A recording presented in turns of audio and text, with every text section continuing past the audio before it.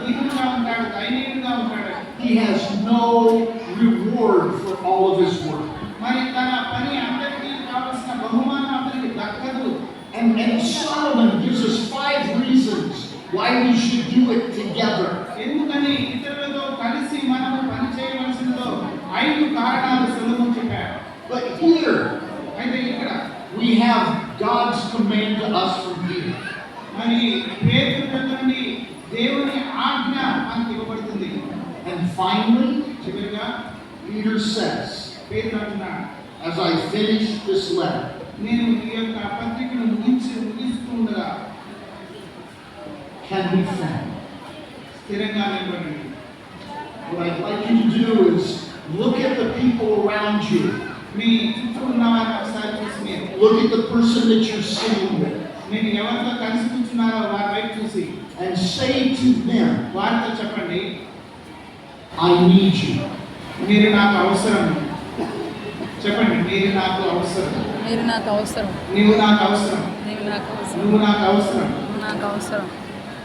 I need you to stand firm with me. నాతో కలిసి నీవు స్థిరంగా నిలబడడానికి నాకు నువ్వు అవసరం. Can be found together. కలిసి స్థిరంగా నిలబడదాం. Now, you may be visiting and this may be awkward, ఒకవేళ మీకు ఏదో వింతగా ఆశ్చర్యంగా కొత్తగా ఉండొచ్చు. and I apologize to you. అలా చేయమంటున్నందుకు నేను మిమ్మల్ని క్షమాపణ అడుగుతున్నాను. But to my friends that have been here all week, to my friends who have been here all week, అయితే ఈ వారం అంతా ఇక్కడ ఉన్నటువంటి నా స్నేహితులు they know to expect crazy things from me. మరి నేను ఇలాంటి వింత వింత పనులు మిమ్మల్ని చేస్తానని చెప్పి మీకు అలవాటు అయి ఉంటుంది ఈ పాటకు. I want you to pray for each other.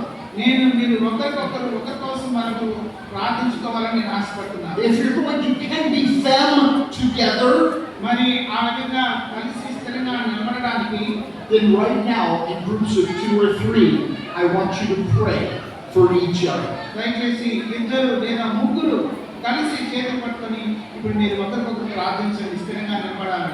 That until Christ returns, క్రీస్తు వచ్చేంత వరకు you can be found.